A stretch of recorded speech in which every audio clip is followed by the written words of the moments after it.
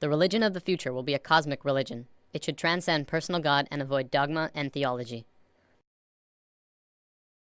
Can you feel it? A sort of anticipation growing stronger and stronger? Another way of putting it is time is speeding up. I've heard that discussion for a while now. I know most people have felt it at some point, maybe while watching the news or perhaps something in their own lives. Something big is about to happen. You can see signs of it all over the world.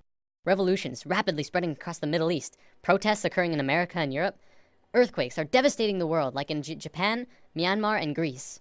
The global economy is failing so hard that it looks like we're looking forward into a global recession, the likes of which makes the 30s look like a cakewalk. Not to mention that if global warming doesn't put our planet into an ice age, we're going to kill ourselves from overpopulation for sure. And using the rate of doubling, we definitely don't have the resources to survive the way we are for maybe a little over 10 years. Yet, despite all of these things, we're about to learn something amazing. It's something that will transform the earth into something completely different, something incredible and beautiful. Many people across the globe have learned about this, and they've applied it to themselves and witnessed marvelous changes. Others have dedicated their lives to talking about it, to teaching it. I'm someone who's still exploring it, and I want more people to talk about it with. Mind, body, spirit. This is the sacred trinity that allows us life on earth. Without even one of these three, we could not function properly. Yet, in today's world, we only really truly understand two of the three. We have scientifically mapped the mind and the body. We understand next to every aspect about each of them. Yet, what do we really know about the spirit, the soul? What is it? Where does it come from?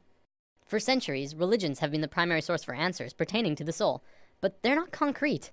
Many different religions have a different answer and ideas about how things work on this level. Recently, however, a discovery was made, which led to new discoveries and further discoveries. These incredible insights went largely unnoticed by the global community, and while governments and secret services of the world acknowledge them, it wasn't something that really got to the masses.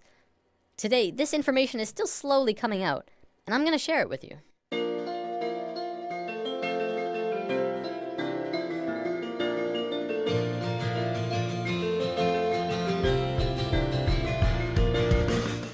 In the world of science, what do we really know about thoughts?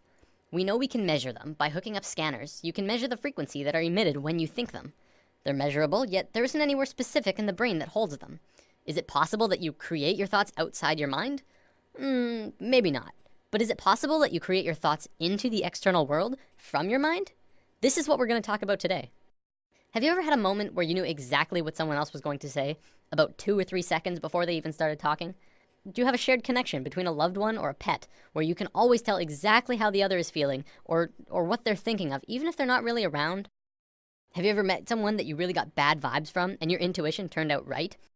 We've all had experiences like these at least a few times, some many more than others. There are even a few people who can kind of tap into this experience quite easily. I believe one of the terms for it is psychic. Let's say for the sake of discussion that when you think of something, anything, it appears right in front of you. No, not physically, but let's say it appears in a different realm that's in and around all of us. We'll just assume for now that it's not something that we're consciously aware of, and it's something that we're going to discuss later on. For now, let's just call it the thought realm. When you're doing something, you start by thinking about it. Whether you're building a pool in your backyard or making a sandwich, you have to have thought of it first. Even the subconscious thoughts for things like walking and breathing.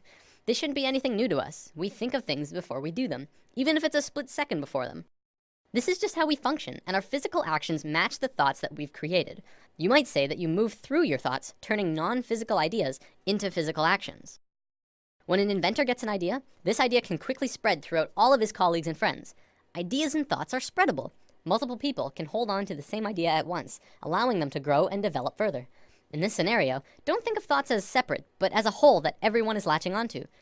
Of course, because we can't physically see this realm of thoughts, we can't tell exactly what the original idea was, only the interpretation that they describe using functions like speech and body language, as well as our own intuition, which is how thoughts connect to each other. Because of this, we add a bit of our own creation to the mix, our own spice, while still working towards the same common goal. A social gathering is another good example of this at work too. People gathering together because they share the same ideas, thoughts, and emotions as the rest of the people there. An example could be a college course on architecture. People interested in architecture would attend the course because they share the same interest mentally. This shouldn't be anything mind-blowing. It's our day-to-day lives, just from a different perspective. Even if you're using something that someone else made, you're still creating this experience for yourself. You manifested that iPad or house or whatever into your experiences. So with thoughts connecting with other thoughts comes our first big realization. This new understanding of how intertwined we truly are, we are not only connected in the physical realm, but in a mental and spiritual way as well. Up until recently, humankind has always understood simply that they were connected only through their physical being.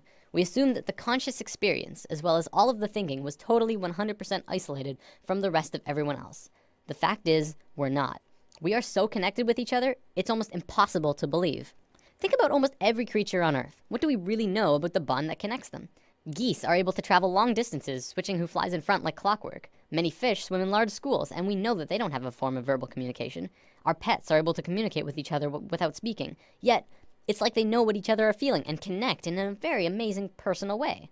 Almost every observable creature on Earth has this connection with at least their own species, if not others. We as humans are the next step in life, but that doesn't mean we don't have this connection. What's to say we're not also connected to each other in this way? We've been out of touch with ourselves for an incredibly long time now, and we are growing increasingly disharmonic. Now, thoughts being created are just the tip of the iceberg. The real interesting part comes when you look at emotions.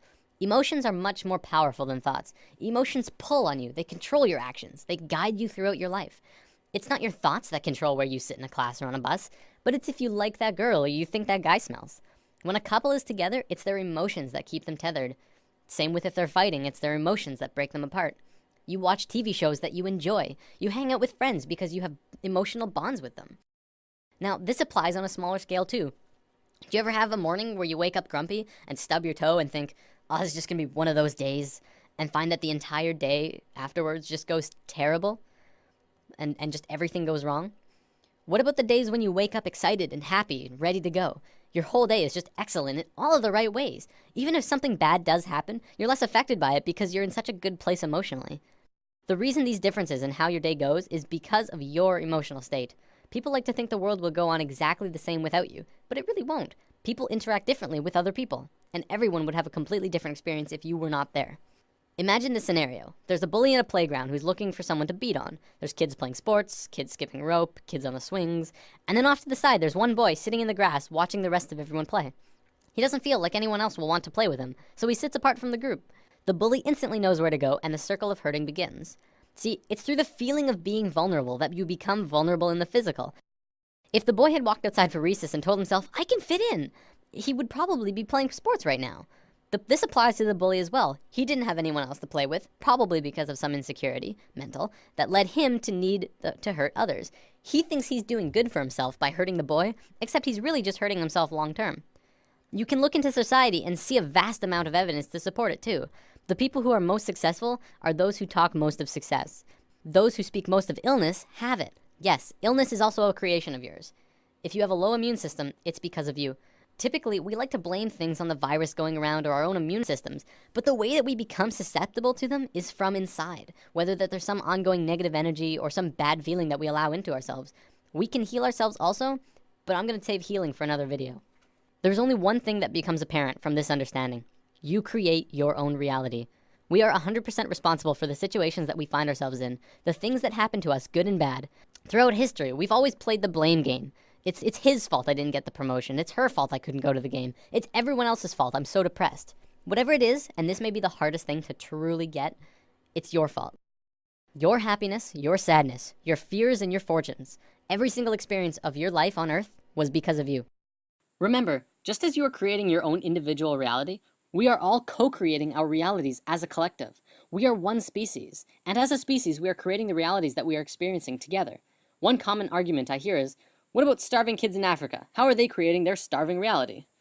I would respond to that the Western way of life is not really allowing for everyone on the planet to live in the same abundance that the Westerners are, is it?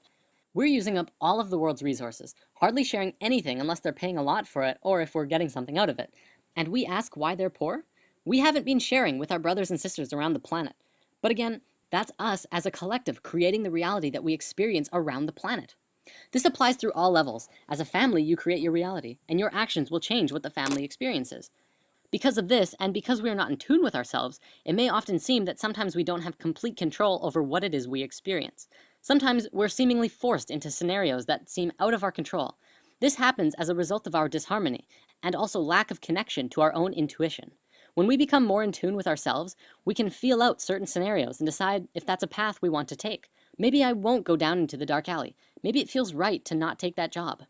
Beyond that, once you have the experience that you feel is out of your control, now it's your turn to decide what you do next. You can allow the experience to get the best of you and drain your energy and move into a dense, unhappy place emotionally. Or you can decide to take it for what it is, an experience, and keep moving forward. Every dark cloud has a silver lining, and if you're looking for that silver lining, you'll have a much easier time finding it. Many of us have heard of this thing called the law of attraction, which talks about something similar to this, but talks more about evidence and not much about this thought realm. Over the entire world, people have written in to tell of their amazing stories, where they really focused on having what they wanted, and got it through miracles and coincidences.